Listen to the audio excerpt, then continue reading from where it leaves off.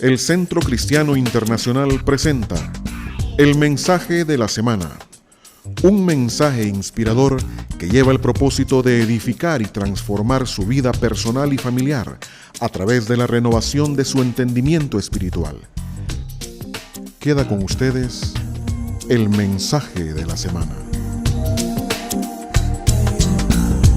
Pues nuestra serie es una corta serie de apenas 2 semanas, este domingo y el próximo.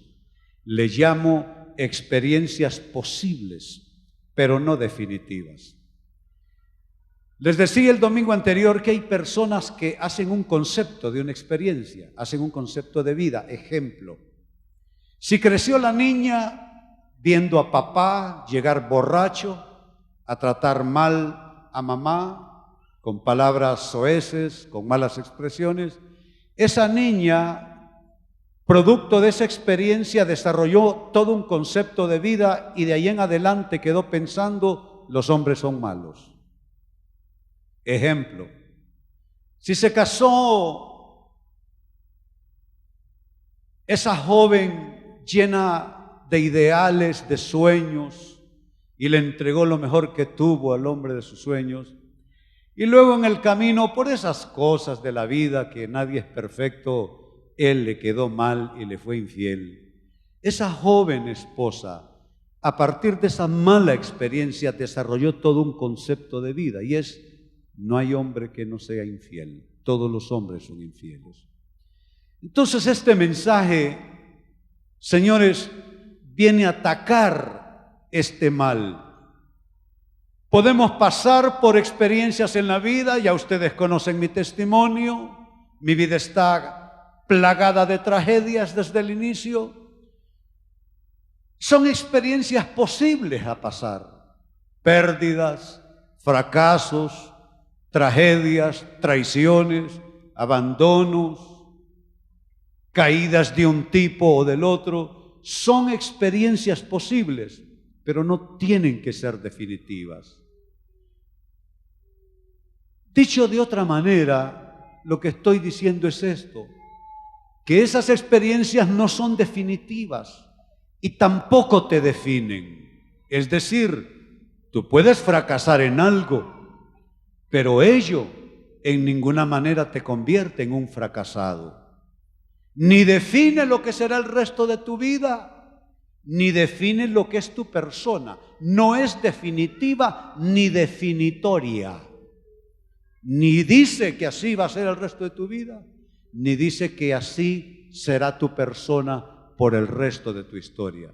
Me parece, señores, que si ustedes tienen suficiente inteligencia y espiritualidad, saben que estamos ante un gran tema en esta mañana. Experiencias posibles, pero no definitivas. Pues vayamos entrando en materia. Quiero ir despacio, reposadamente, tenemos todavía una semana más, así es que tomemos un texto introductorio como solemos hacer. Dice San Pablo en una de sus cartas, su segunda carta a los Corintios, capítulo 7, versos 9, define él el gran pero humano. Dice: pero tenemos este tesoro en vasijas de barro. Este tesoro al que él se refiere es el tesoro de la revelación divina, el tesoro de la salvación eterna, el tesoro de tener la oportunidad de haber vivido, de haber tenido un rostro, un nombre, una historia, de haber tenido oportunidades. Hay quienes se murieron en el vientre de su madre y tú aquí estás sentado, sentada. Pues cuando Pablo dice este tesoro se refiere a todas las cosas buenas que nosotros podemos sumar. Y ese tesoro tiene un gran pero. Las cosas buenas de esta vida tienen un gran pero. Fueron depositadas en una vasija de barro. Yo tengo Con mi esposa somos jardineros así caseros, pues, no profesionales. Entonces tenemos depósitos para nuestras plantas de distinto tipo. El barro es lo que menos quiero tener, que aunque mantiene la frescura, porque esa es una cualidad del barro, mantiene la frescura, con poco tiene y se rompe. Entonces hay materiales hoy día de resinas que hacen que una macetera, como solemos llamar nosotros, puede estar años ahí, usted la puede impactar, la puede golpear y nada pasa. Un depósito de barro, una vasija de barro, tiene como principal característica su fragilidad, y ese es el gran pero que Pablo está describiendo. Dice que todas las cosas buenas que hay contenidas en un individuo, en un ser humano, tiene como pero esa fragilidad, está en vasijas de barro.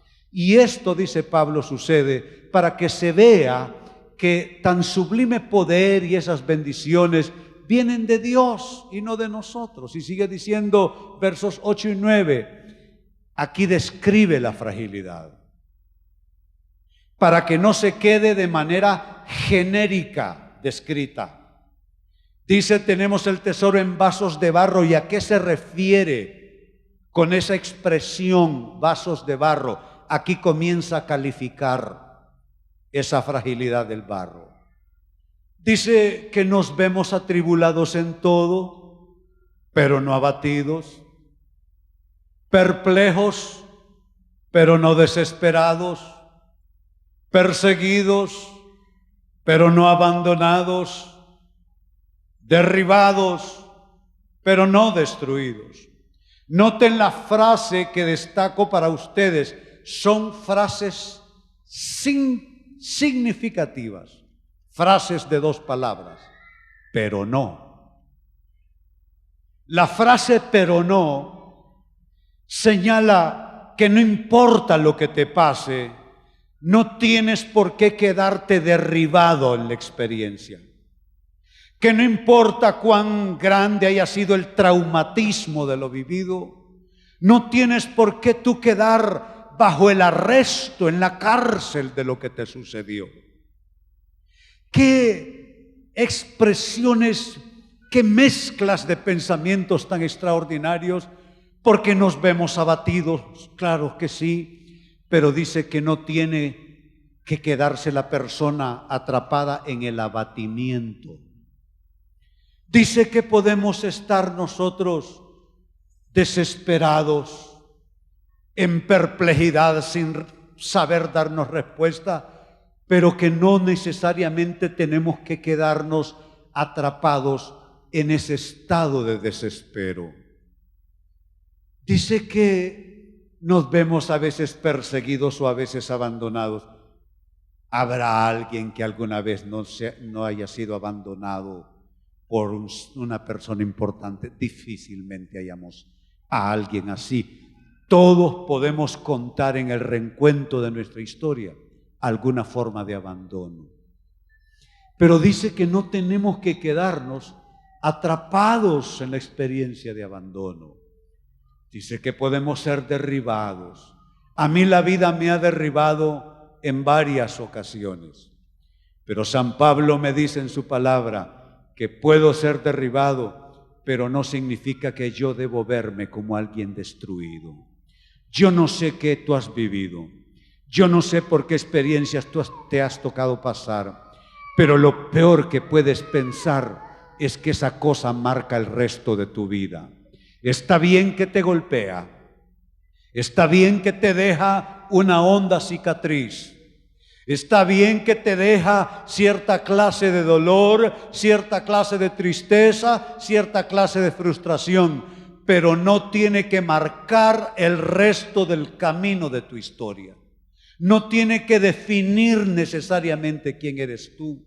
La gente se asombra cómo un pastor, en este caso quien les habla, pudo haber pasado tantas cosas, enfermedades, experiencias de abuso, intentos suicidas de verdad, no de mentira, no como la gente que dice me quiero morir y no se quieren morir. Morirse es lo último que quieren. No, te digo intentos suicidas de verdad. Llevo en mi cuerpo marcas de cortadas que me hacía cuando intentaba suicidarme estando en la pubertad. Las drogas, ¿sabe? Hay cosas que te dejan factura para el resto de tu vida. Hay ciertas condiciones que fueron afectadas casi de manera permanente por la pesada experiencia de drogas que tuve en la adolescencia. Abuso sexual, epilepsia, esquizofrenia, condición de bipolaridad, que por cierto esta semana grabé un programa de realidades sobre eso, chéquenlo.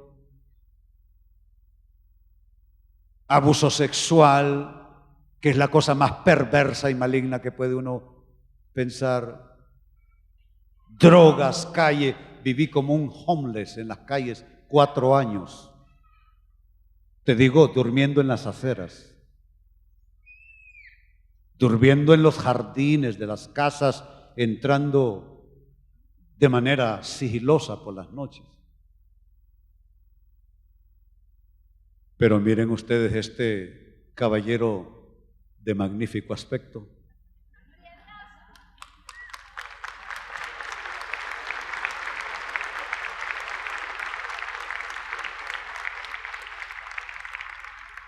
Pasé por todo eso como tú sabes tu historia.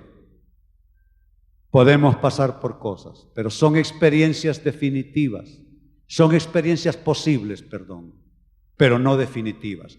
No tienen que marcar cómo va a terminar tu vida. He visto vidas comenzar muy mal y terminar muy bien, y lo he visto al revés.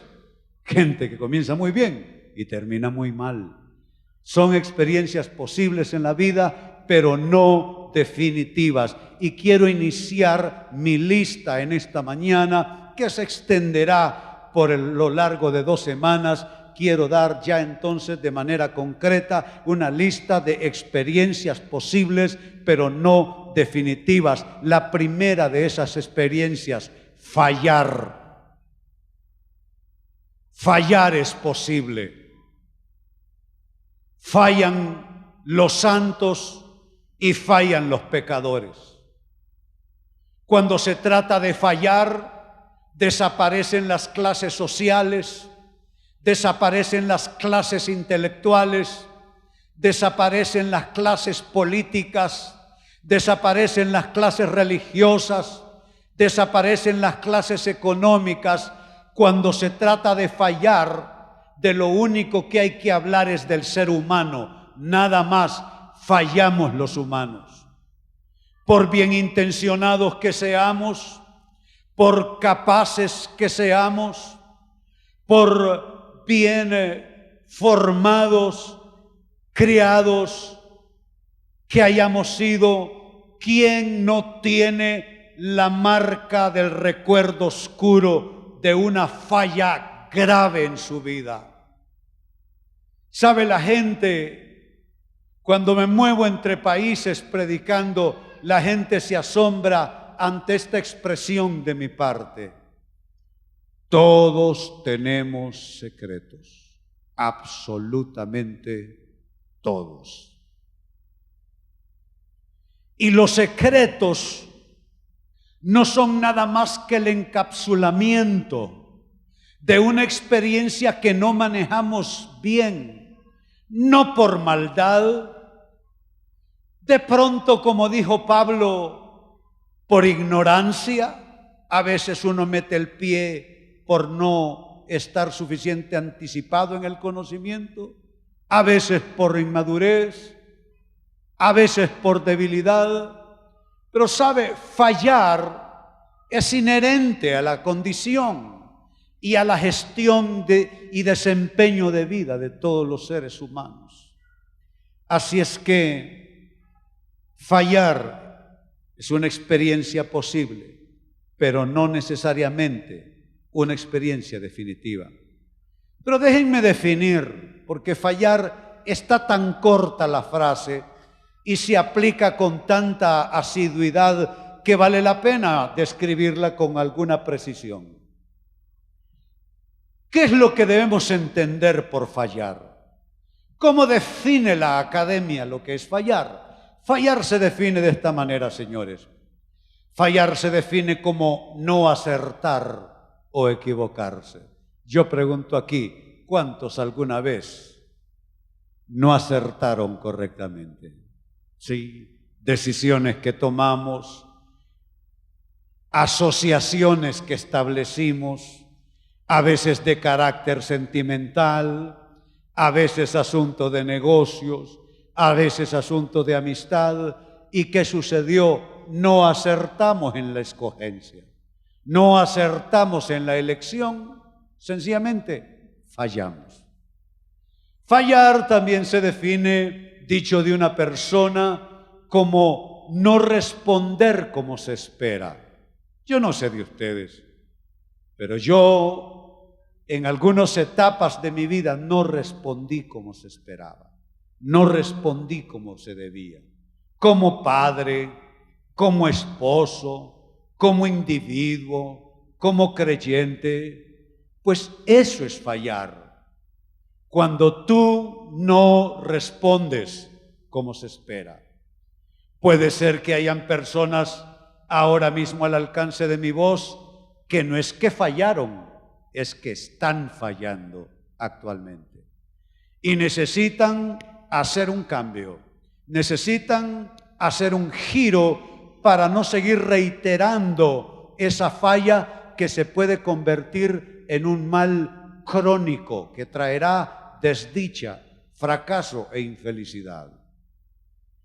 Fallar también se define, dicho de una cosa, dejar de funcionar bien.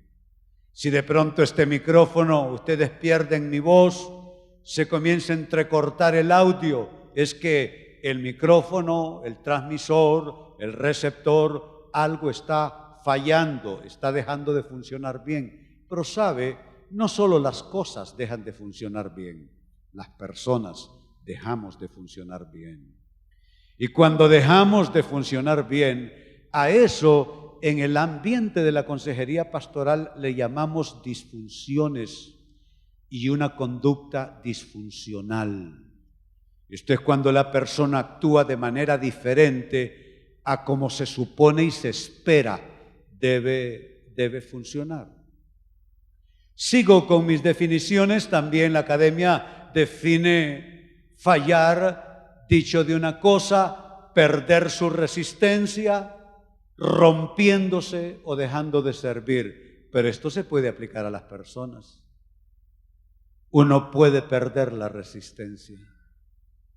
Yo he visto a personas perder la resistencia y tomar malas decisiones, quebrarse en un punto. De igual manera, como ya les he hablado respecto a mi persona, alguna vez me quebré en un punto, en el punto de la presión cuando ésta se maximizó. Esto se puede aplicar perfectamente a las personas. Perder su resistencia, rompiéndose. Yo he visto gente romperse. Yo mismo me rompí en pedazos alguna vez ante una adversidad con la que no pude, al menos en el momento en que la estaba viviendo. Entonces, perder la resistencia, romperse, dejando de servir. Todas estas son maneras de definir lo que es fallar. No acertar o equivocarse, no responder como se espera, dejar de funcionar bien, perder su resistencia, romperse, dejando de servir. ¿Sabe? La iglesia de Cristo es como un gran taller de reparación, donde llegan las personas cargadas de disfunciones. No funciona bien como padre, no funciona bien como esposo, en su trabajo es un desastre, sus finanzas son una tragedia, está enfermo por haber usado mal su cuerpo por años. En fin, trabajamos con la disfuncionalidad humana desde la perspectiva espiritual, que es de donde nace el fracaso humano. La iglesia es el gran taller de Dios. Esto no es cosa solo de espiritualidad. A usted le conviene venir al taller del maestro domingo a domingo para encontrar todo aquello que necesita ser ajustado para que, entre otras cosas, usted deje de fallar, que es la palabra que estamos estudiando. Veamos a alguien que falló de una manera realmente cruel. Acompáñenme, Mateo capítulo 26, versículos 69 al 75. De pronto ustedes en la Semana Santa, viendo alguna película de corte religioso, se encontraron con esta escena que yo describo para ustedes de alguien fallando. Se trata de Pedro. Mientras tanto, Pedro estaba sentado afuera en el patio, es decir, no es un invitado.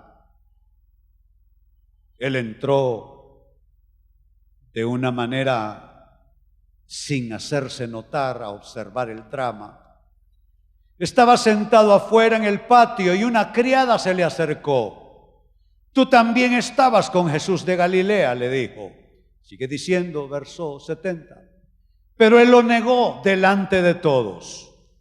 No sé de qué me estás hablando. Noten que esta es una forma de negación. Es una negación, vamos a llamarla por evasión. Nosotros en Honduras tenemos un dicho, dice, y yo me hice loco, dice la gente. Lo que quiere decir es que se hizo el desentendido, como que no era con él, como que no era con ella. Pues básicamente es lo que quiere graficar ese relato.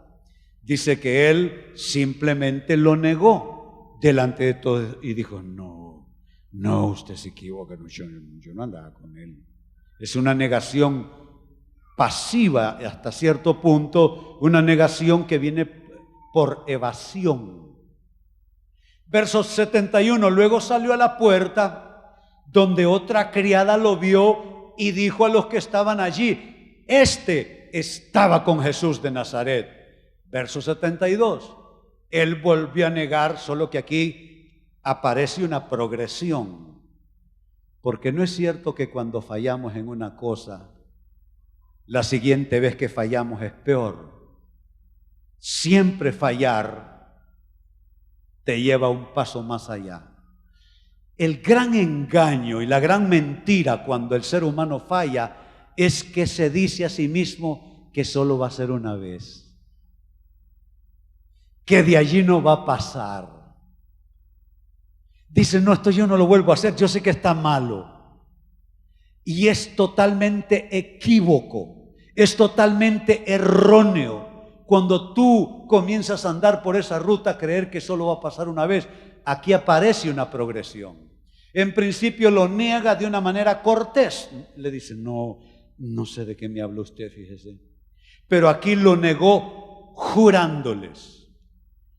A ese hombre no lo conozco. Interpuso juramento. O sea, una cosa es decir, no sé de qué me hablas, y otra cosa es decir, te lo juro. Yo con ese tipo no he andado. Verso 73, la cosa no queda allí. Poco después se acercaron a Pedro los que estaban allí y le dijeron, seguro que eres uno de ellos, se te nota por tu acento. Porque estos galileos se sentía, tú te encuentras un guatemalteco y ya tú sabes que es guatemalteco, un mexicano, una cosa así, pues se conocía su manera de hablar. Entonces, verso 74, él comenzó a echarse maldiciones. O sea, lo que él quiso demostrar, voy a hablar como un tipo de la calle. Voy a hablar como un tipo descortés, voy a hablar como un tipo vulgar. Y comenzó a negar a Jesucristo con juramentos y maldiciones, dice. O sea, siguió jurando y soltó una que otra palabrota, como para demostrar que él no podía andar con Cristo, porque el hablar el hablar áspero y vulgar no podía corresponder a un discípulo de Cristo. Comenzó a echarse maldiciones y les juró: a ese hombre ni lo conozco, y en ese instante cantó un gallo. Verso 75, entonces Pedro se acordó de lo que Jesús le había dicho: antes de que cante el gallo, me negarás 3 veces. Y escuchen esto, qué cuadro más dramático. Y saliendo de allí, hay formas de salir de un asunto y formas de salir de un asunto. A mí me ha tocado salir airoso de algún asunto, recibiendo felicitaciones, pero hay formas de salir. Esta es una forma particular. Saliendo de allí, lloró amargamente. Ese es el punto donde el fallar nos convence. Ese es el punto de quiebre donde se acaban los argumentos, donde se acaban las justificaciones. Pedro se puede contar en horas que estuvo discutiendo con Jesús: aunque todos te abandonen, yo jamás te negaré. Ay, Pedro, vas a oír la alarma sonar. La alarma va a ser un gallo que va a comenzar a cantar. Aunque me sea necesario, Coronel Sánchez, como que si usted fuera Jesús y yo fuera Pedro, mi coronel, aunque me sea necesario morir por usted, lo haré. Y los demás dijeron lo mismo. Pero hay un momento que tú te das cuenta que una cosa es lo que uno se dice y otra es lo que pasa. Uno dice que cree que va a poder y no pudo. Uno cree que va a poder enfrentar y no lo pudo enfrentar. Tuvo que salir Pedro de allí llorando amargamente. Estamos hablando de fallar. Parece definitivo, ¿no es cierto? Parece que este tipo de allí ya no se levantó. Digo, porque uno de ellos no se levantó, fue directamente a ahorcarse. Judas. Yo digo, ¿qué diferencia hay en que te entreguen 30 monedas de plata, por decir dónde está, y negar primero cortésmente, después con juramentos y después con palabrotas, negar a Jesús? Me parece que no hay diferencia. Parecen experiencias definitivas y no tienen que ser definitivas. Tú decides si algo será definitivo y si algo será definitorio. Tú decides si eso marcará tu vida por el resto de tu historia y si le dará forma a tu persona y te definirá como persona de ahí en adelante. Parece que Pedro no saldrá de allí. Pero leamos otra escritura. Ahora ya se trata de Jesús resucitado. Marcos capítulo 16, 2 versículos, versículos 6 y 7. Entran a la tumba y se encuentran con alguien vestido totalmente de blanco. Es un ángel del Señor. Y el ángel les dice: no se asusten. Ustedes buscan a Jesús el Nazareno, el que fue crucificado, ha resucitado. No está aquí. Que por cierto, eso es bárbaro, no está aquí. ¿Saben dónde está Él ahora? Él está aquí, en nuestros corazones. Allí vive Él.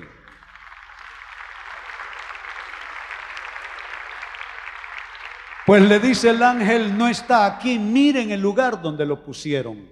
Pero vayan a decirles a los discípulos, y destaco para ustedes, y a Pedro.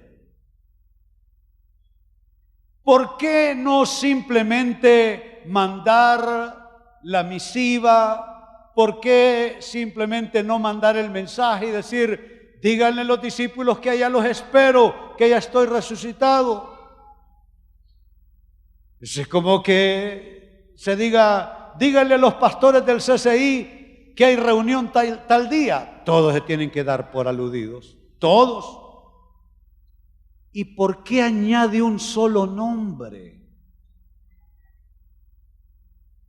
¿Por qué añade un solo nombre?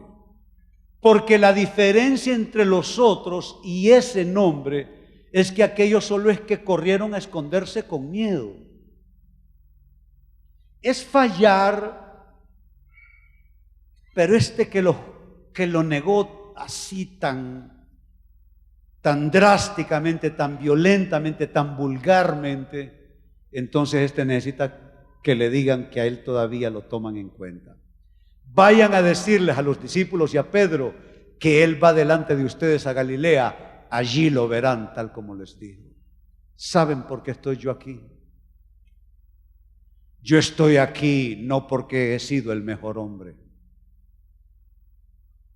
Yo estoy aquí no porque mi historia ha sido la mejor. Yo estoy aquí porque Dios me comunicó en mi corazón. Vayan y díganle a los discípulos y a René que todavía lo sigo esperando, que todavía es parte de mi equipo. Díganle a Pedro que mi equipo sin él está incompleto. Saben, un hombre que ha fallado. Fallar es una experiencia posible, pero no definitiva. Quizá tú te has quitado de la lista. Y tú dices, yo no merezco que el Señor me bendiga, porque solo yo sé lo que he hecho, porque solo yo sé qué clase de persona he sido yo, porque yo sé los errores que he cometido. Pues ¿sabes qué? Ve despidiéndote de esa idea, porque el Señor te manda a decir que por grande que haya sido tu falla, el equipo del Señor está incompleto si el nombre tuyo no está en la lista. Aunque tú hayas fallado, Él te manda a llamar. Él te manda a llamar. Fallar, señores, es posible, pero no tiene que ser algo definitivo. Me parece un texto maravilloso que indica que se puede fallar. No es que se deba, pero cuando se falla todavía es posible lograr ese proceso de recuperación. Mi comentario en términos de notas a estas escrituras es el siguiente: negar a Jesús con juramentos, maldiciones y palabras soeces fue una posibilidad no anticipada por Pedro. Pedro no anticipaba que iba a fallar en eso. A veces tú no has anticipado que vas a fallar en algo. Es más, como Pedro, defendiste que no ibas a fallar. Una posibilidad no anticipada siquiera. Digo, porque hay cosas que se ven venir en el camino. Y uno dice, me espero un problemón, me espero una gran prueba. Pero esto no es anticipado. Pero aunque fue una posibilidad que se convirtió en algo real para Pedro, no fue definitiva en su persona, ni en su llamado, ni en su historia, ni en su destino, al grado que la tradición cristiana dijo que Pedro fue columna de la iglesia. Así es que fallar, ¿quién no ha fallado? Es una experiencia posible, pero no definitiva. ¿Cuántos lo creen? Segunda experiencia posible, pero no definitiva. Y en este día veremos solamente dos. Esta es la segunda. Lo primero es fallar. Lo segundo está emparentado: tropezar. ¿Quién no tropieza en esta vida? ¿Tropiezan los malos? No, no solamente los malos. Tropiezan los inocentes, tropiezan los ingenuos, tropiezan los que no ven los riesgos, tropiezan los que no ven los costos. Tropezamos. Tropezar también es una experiencia humana, que puede ser posible tropezar. De hecho, pasa todos los días, gente tropieza. Pero es posible y no necesariamente algo definitivo. ¿Cómo definimos lo que es tropezar? Porque valga la pena también reiterar de nuevo que es importante entendernos conceptualmente. Se define tropezar de esta manera: dar con los pies en un obstáculo al ir andando con lo que se puede caer. Yo alguna vez di un mal paso, tropecé en un obstáculo. Los obstáculos pueden aparecer por tantas razones. El diablo te puede poner un obstáculo. La vida pone obstáculos. La gente te puede poner obstáculos. Tropezar es dar con los pies en un obstáculo al ir andando con lo que se puede caer. También se define tropezar como cometer alguna culpa o estar a punto de cometerla. No me vengan a decir que ustedes son tan, pero tan santos que nunca han cometido alguna culpa o han estado a punto así de cometerla. A lo mejor algunos de nosotros es un rosario de culpas que se puede juntar a lo largo de nuestra vida. Bueno, eso es tropezar, cometer alguna culpa o estar a punto de cometerla.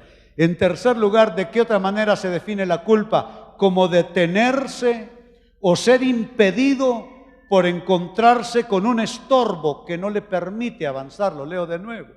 Detenerse o ser impedido por encontrarse con un estorbo que no le permite avanzar. Son tres formas de definir lo que es tropezar. Ahora, saquémoslo de lo conceptual y entremos en la novela. Veamos esta escritura. Segundo libro de Samuel, capítulo 12, versículos 5 al 7. Es una verdadera tragedia. Conversaba el rey David con el profeta Natán. Tan grande fue el enojo de David contra aquel hombre que le respondió a Natán: tan cierto como que el Señor vive, que quien hizo eso merece la muerte. Verso 6. ¿Cómo pudo hacer algo tan ruin? Ahora pagará 4 veces el valor de la oveja. Y es que el profeta viene a buscar justicia con el rey. Y le dice, rey David, ¿qué no va a creer usted? Que hay un hombre rico que tiene muchas ovejas y muchos recursos y tiene de vecino a un hombre pobre, pero tan pobre que su única posesión es una ovejita que él tiene, que la ha criado y come de su mano y de su plato.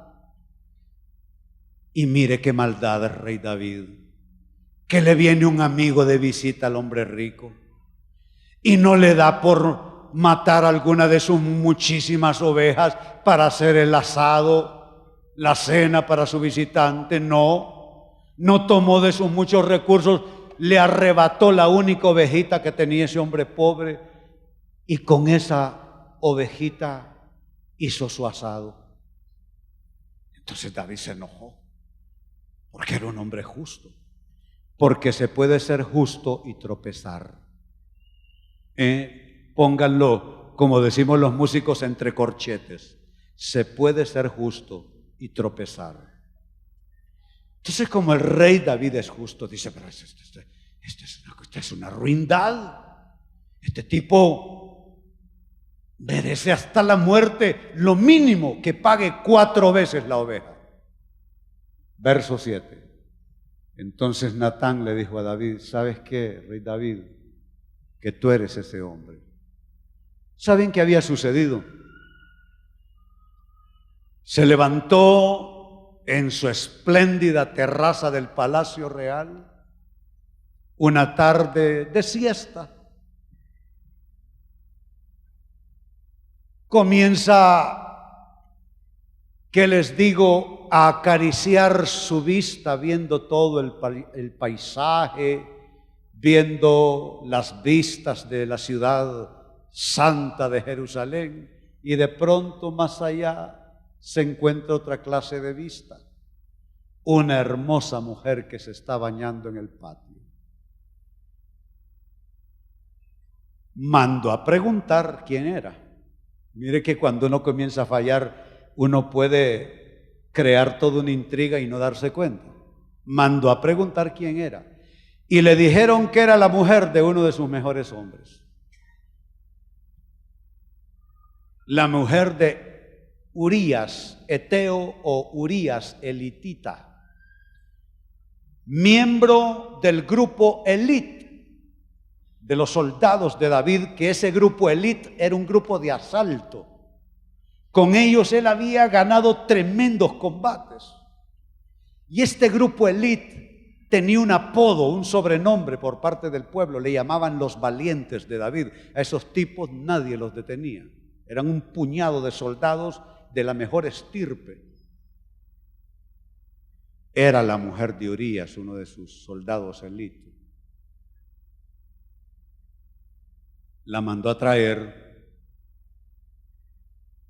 y ustedes saben, el que tiene el poder puede abusar del poder, ¿no es cierto? ¿Cuánto se abusa a diario de muchachitas que llegan a buscar un trabajo a una oficina y les ofrecen el trabajo a cambio de un poco de diversión por parte de quien las va a contratar? ¿Cuántos sufren muchachitas que no tuvieron educación y han terminado como empleadas domésticas y terminan prácticamente forzadas por el dueño de la casa, obligadas a vivir con ella? Sabe, yo le tengo admiración entre muchas cosas a mi hija por esto que les voy a decir.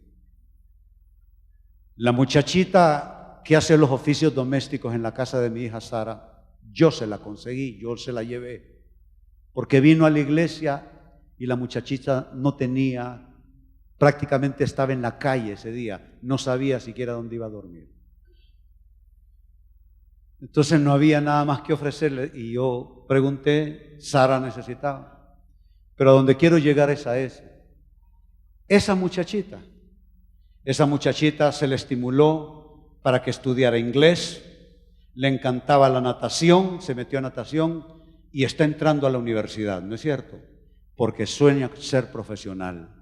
Sabe, a mí me da pesar la gente que abusa del poder de los que están abajo, de los que tuvieron el infortunio de no ser el que manda.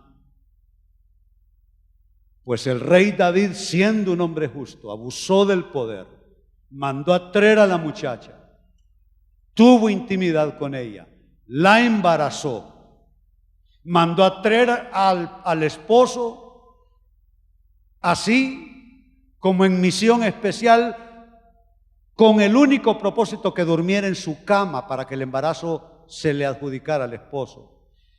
Era de tan noble estirpe este soldado Urías que no quiso dormir en su cama mientras sus soldados estaban a campo traviesa exponiendo sus vidas. Y dijo, ¿cómo es posible que yo voy a ir a dormir con mi mujer a mi cama y mis soldados allá? No, dijo, durmió ahí en los pasillos. Sabe, fue una tragedia.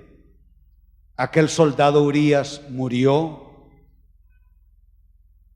el niño del embarazo murió. Óigame, David sí que tropezó esa tarde. Se acostó como nos pasa a nosotros. Tú te acuestas y ni te imaginas lo que te vas a enfrentar al día siguiente, ni te imaginas. Así es la vida humana, no lo podemos anticipar todo. David se acostó a tomar una fiesta, no era premeditado. Los tropiezos no son premeditados. ¿Qué se iba a imaginar si se lo hubieran contado? Se larga de Jerusalén ese día. Si se lo hubieran contado, a saber qué medidas hubiera tomado, pero se despierta, camina por su terraza, mira a la joven hermosa, la manda a traer, no supo ni a qué horas tuvo intimidad con ella, la mujer se embaraza, tuvo que mandar a asesinar a uno de sus mejores hombres, lo mandó al calo recio de la batalla. El niño murió. Los tropiezos parecen ser absolutamente definitivos cuando el profeta le dice: tú eres ese hombre. Esa es la sentencia divina, señores. Yo no sé de ustedes, pero ya alguna vez el Espíritu de Dios me ha dicho: tú eres ese hombre. Y si hay alguna persona o algunas personas suficientemente honestas en esta casa esta mañana, saben que alguna vez en su conciencia la voz de Dios les dijo con toda seguridad y autoridad: tú eres ese hombre o tú eres esa mujer. Y no necesariamente hablando del tipo de tropiezo que nos sirve de ejemplo. Pueden ser asuntos de dinero en la empresa. Puede ser haber robado alguna vez. Puede ser haber mentido. Puede ser haber cometido una gran injusticia que hizo que alguien padeciera por esa injusticia. Noten la frase: tú eres ese hombre. Es una frase lapidaria.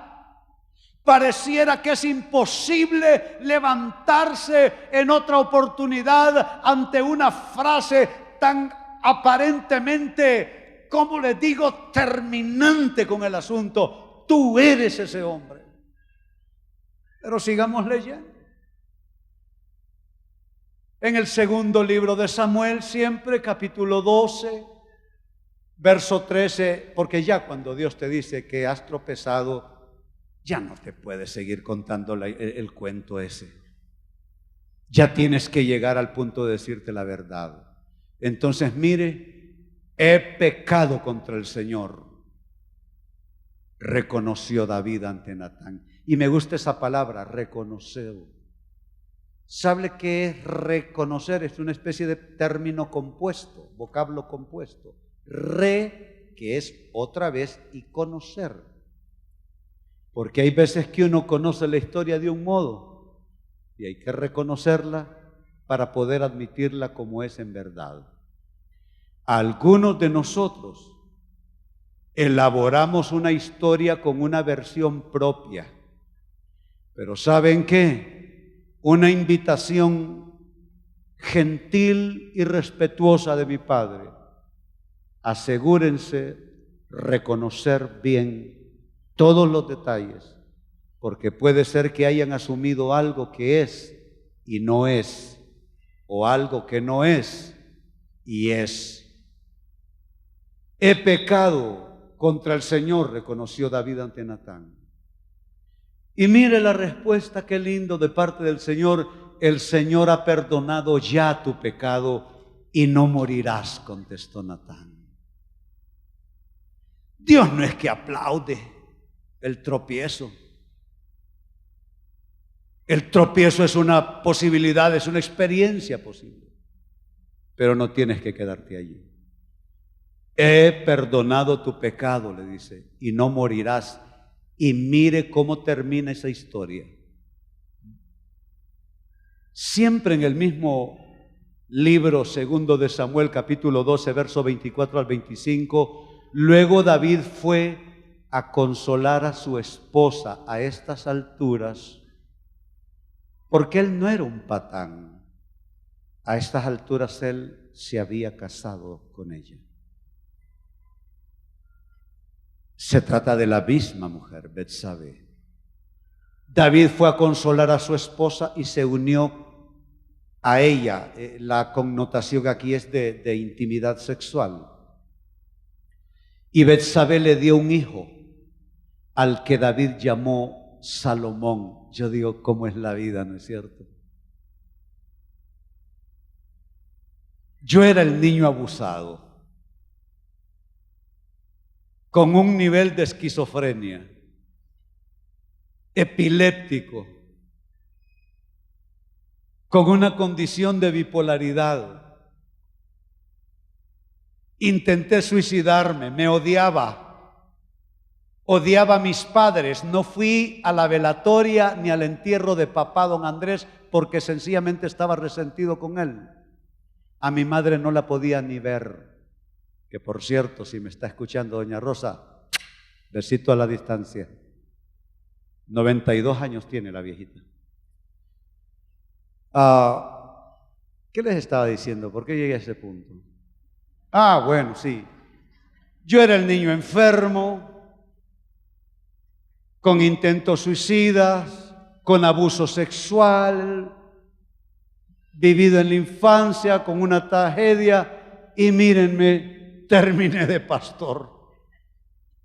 Terminé de pastor. A lo mejor con ese antecedente, con ese pronóstico difícil. O sea, tú dirías, el hombre se va a hacer drogo, se va a matar un día de estos, lo van a matar, no pasa los 30 y ya llevo como 300 años. Pero es que son experiencias, se puede tropezar, es una experiencia posible, pero no definitiva. Mire, de esa misma mujer nació el hombre que es conocido por su sabiduría. La sabiduría del rey Salomón es sabiduría legendaria. Lo buscaban de otras culturas para conocer su sapiencia, querían escuchar su capacidad proverbial. Yo conozco el país de Etiopía, de donde es originaria la reina de Sabá, que visitó a Salomón, que dicen en Etiopía que tuvo un hijo con él. Nació el rey Salomón, que escribió proverbios, no sé cuántos miles y de cantares y de tantas cosas. Y mire qué lindo, el Señor amó al niño. Es que Dios no te marca. El Señor amó al niño. Y si esto no es suficiente para ti, escucha este versículo, versículo 25. Y ¿mandó quién? Dios mandó a decir por medio del profeta Natán, el mismo profeta que le dijo, tú eres ese hombre. Mandó a decir por medio del profeta Natán que le pusieran por nombre Jedidías, por disposición del Señor. Y Jedidías es un nombre hebreo que literalmente se traduce como amado del Señor. Se puede tropezar. Tropezar es una experiencia posible, pero ¿cuántos aplauden que no es definitivo?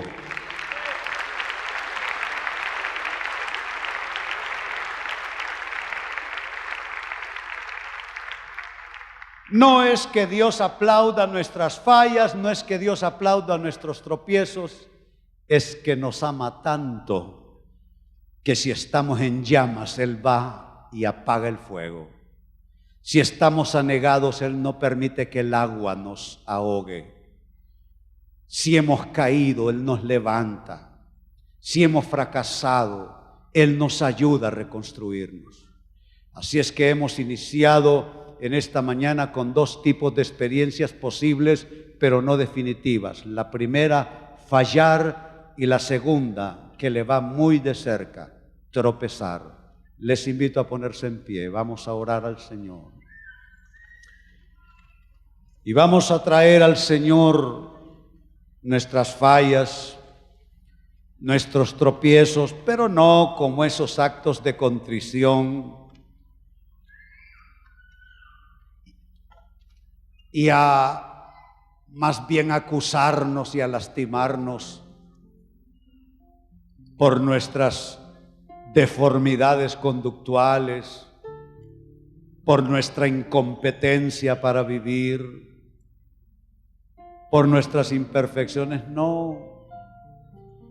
Más bien con una alegría modesta, decir, qué lindo es el Señor, que cuántas cosas yo he arruinado a lo largo del camino y Él todavía está a mi lado. Él me ama con amor eterno y me cuenta no por mis errores, me cuenta por su mismo amor.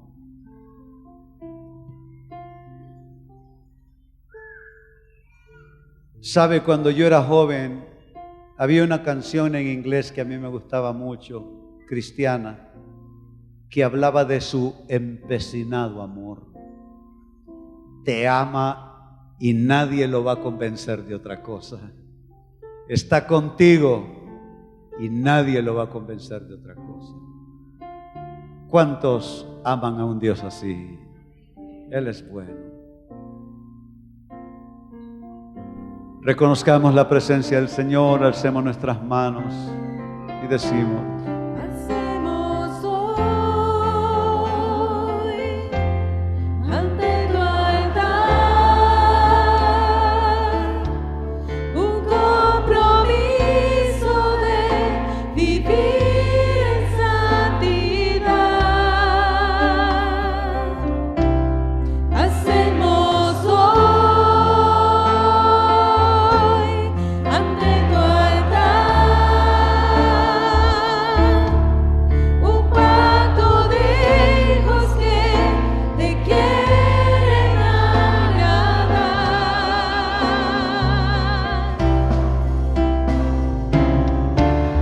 Con manos limpias,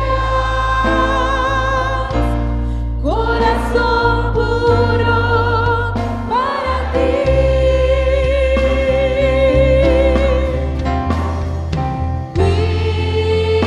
Cuidaré mis ojos,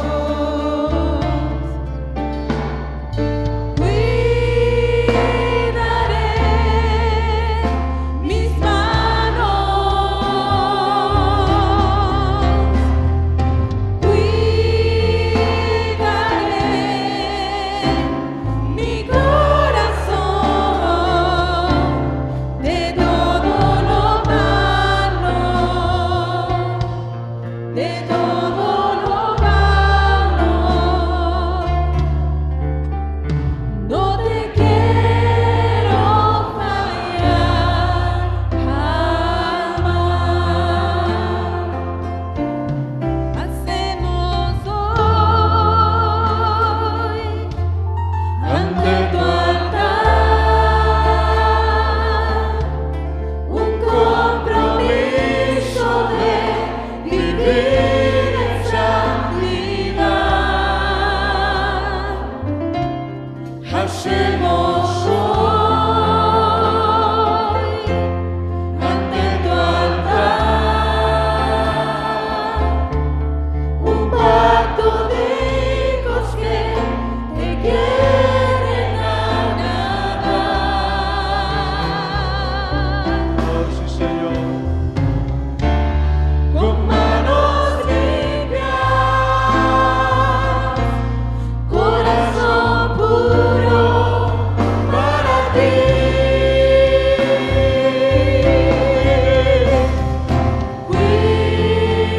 Cuidaré mis ojos, cuidaré mis manos, cuidaré mi corazón de todo lo malo, de todo lo malo. No te quiero fallar jamás. No te quiero fallar jamás. No te quiero fallar jamás. Quiero que me hagan el favor en pantalla de ponerme el texto de la introducción, según Corintios segunda de San Pablo. Vamos a orar por eso precisamente. Entendidos de que el tesoro y todo lo bueno en nuestras vidas está en un vaso de fragilidad. Es lo más absurdo creerse fuerte. Y esa fragilidad, según él nos dijo en los pasajes subsiguientes, consiste en esto, que nosotros muchas veces nos vemos atribulados en todo, pero no abatidos, perplejos, confundidos, pero no desesperados, perseguidos a veces, pero no abandonados, derribados en ocasiones, pero no destruidos. Todo esto son experiencias posibles, pero no definitivas. Yo no sé quién te dijo a ti que de ahí no vas a pasar. Yo no sé quién te dijo a ti que tu vida no va a servir, que esa va a ir por el tacho de la basura.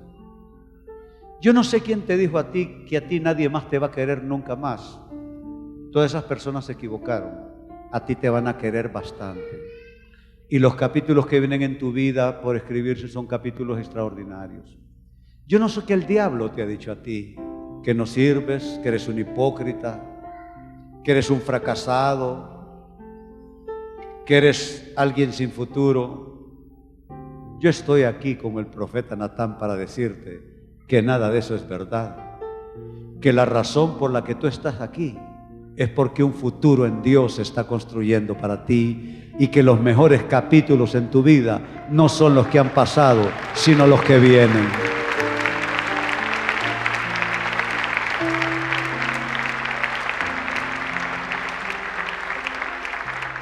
Quizá el diablo te dijo que ese matrimonio tuyo va a cojear por el resto del camino y que ese hombre no se compone nunca.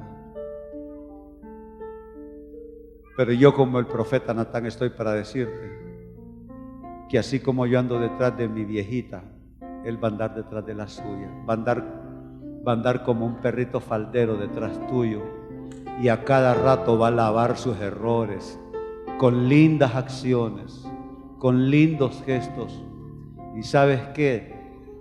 Va a volver a conseguir tu amor una y otra vez, porque él se va a arrepentir y va a ser transformado por el poder de Dios.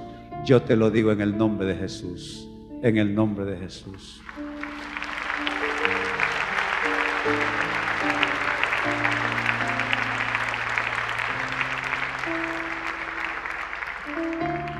Tu economía, que va a ser un tropiezo enorme, que vas a perder hasta los zapatos que andas puestos. Yo lo perdí todo hace 13 años, todo, pero cuando te digo todo es todo. Me quedé solo con la ropa que teníamos. Y mírame. ¿Por qué? ¿Porque soy la ley? No, porque Dios es bueno, porque Dios es fiel. Y Él no hace excepción de personas. Él lo hace con todos aquellos que confían en Él.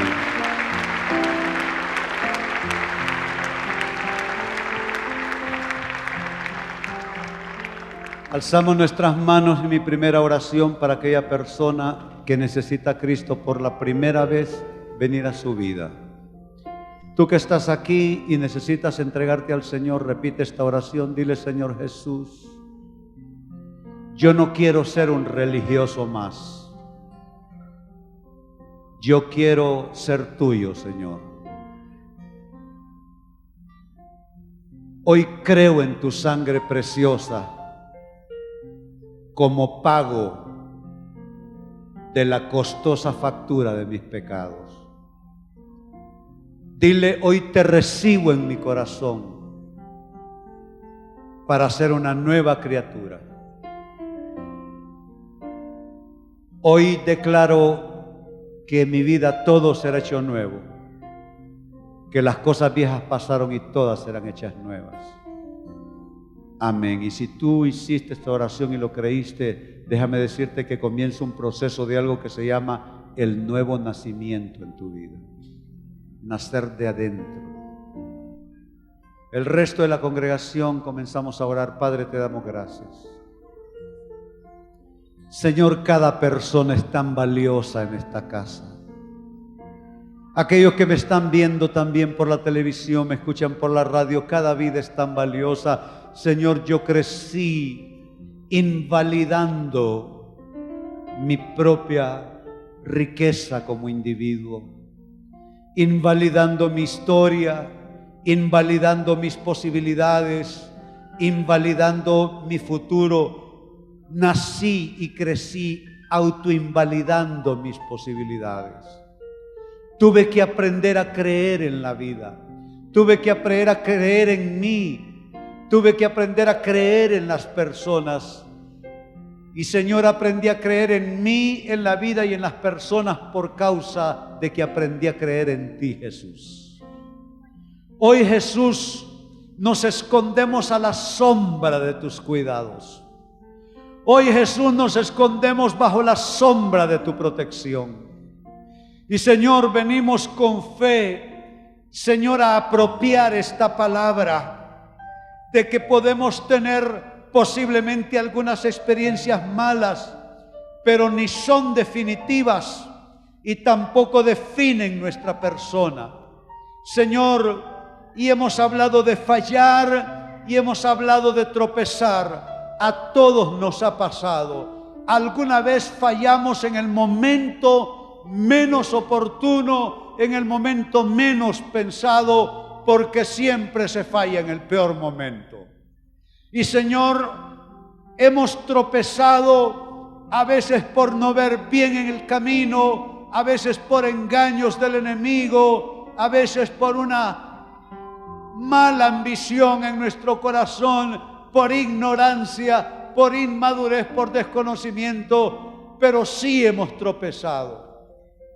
Pero hoy venimos a declarar con fe que aunque hemos fallado, Señor, no define nuestra vida. Y aunque hemos tropezado, no define nuestra vida. Tropiezos familiares, tropiezos personales, tropiezos matrimoniales, tropiezos financieros, tropiezos laborales, tropiezos profesionales, tropiezos sentimentales, tropiezos sexuales, de cualquier índole que haya sido el tropiezo. Señor, hoy con renovada esperanza declaramos que podemos vernos libres de todo tropiezo y de falla, si es por inseguridad personal, si es por una conducta esclavizante que pelea por apresarnos, si es, Señor, porque a veces estamos en un lugar cargado de adversidades. Señor, limpiamos la atmósfera donde nosotros nos movemos, limpiamos la atmósfera donde trabajamos, limpiamos la atmósfera de nuestra recámara de descanso, limpiamos la atmósfera de la mesa en que comemos. Y si nuestro tropiezo y nuestra falla es que no podemos siquiera sentarnos en la sala o en la televisión sin comenzar a pelear y a discutir, Señor, que se muera ese espíritu de discusión, ese espíritu de contienda, y que podamos, Señor, hablarnos amablemente en la mesa, hablarnos amablemente en la casa y solucionar problemas en lugar de agravarlos. Oh, yo hablo sobre ti una doble porción de paz, capacidad de continencia de todo aquello que es desmesurado en ti, todo aquello que es desbordado en ti. Pido que el Señor te dé esa capacidad de continencia, contener tu boca, contener tus impulsos, contener tu carácter, contener tu temperamento, contener todo eso para que puedas dibujar un mejor plano de la edificación de tu vida. Donde están errores de largo plazo, fallas de largo tiempo, tropiezos de largo tiempo, yo reclamo un efecto reconstructivo del Espíritu del Señor, que el Señor te asombre y que tú digas: wow, lo que el Señor está haciendo conmigo. Mis tendencias naturales son otras, pero me veo actuando con mayor seguridad, con mayor aplomo, con más discernimiento, con mayor bondad, con mayor paciencia, con mayor discernimiento.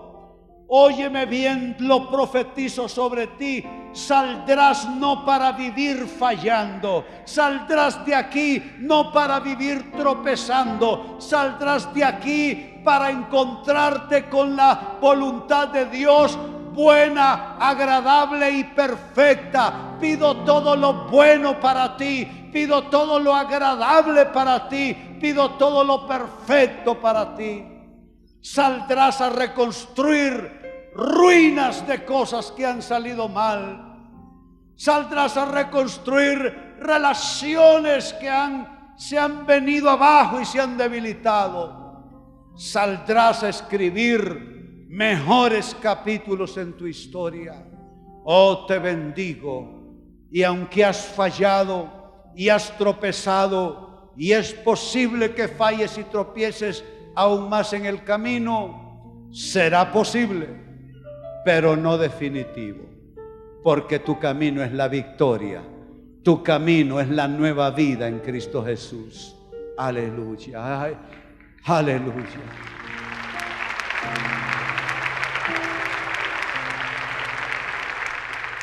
Y ahora déjenme darles la bendición pastoral. El Señor esté a tu lado y te sostenga.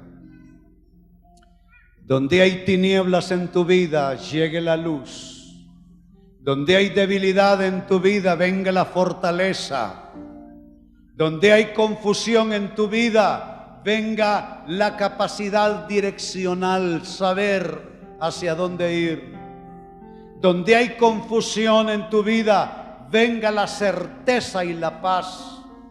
Si hay principio de enfermedad en tu cuerpo, hablo que comiencen a regenerarse células y organismos y sistemas, porque suelto una palabra de sanidad física sobre ti. Bendigo lo que tú haces cada día, aquello que son tus actividades de vida. Si has estado fallando y tropezando con poco fruto, yo te bendigo en el nombre de Jesús, no en mi propio nombre, en el nombre de Jesús, para que produzcas grandes resultados. Te declaro un hombre de grandes resultados, te declaro una mujer de grandes resultados. Y óyelo bien, si tienes hijos, tus hijos no serán comidos y arrebatados por el mal. Tus hijos seguirán tus pasos. Quizá hoy no están contigo en esta iglesia, pero cuando tú tengas mi edad, tus hijos caminarán en el Señor por su propio paso. Oh, te bendigo en tu proyecto de vida. Alza tus manos. Que lo difícil se vuelva fácil. Que el nudo apretado sea soltado. Que la prosperidad de la Biblia caiga sobre un manto, como un manto sobre ti, y que el Señor sea tu guerrero protector y esté a tu lado como poderoso gigante. Así te bendigo en el nombre del Padre, del Hijo y del Espíritu Santo. Decimos todos amén y amén. El Centro Cristiano Internacional presentó el mensaje de la semana. Le esperamos el próximo domingo a esta misma hora. Continúe con nosotros.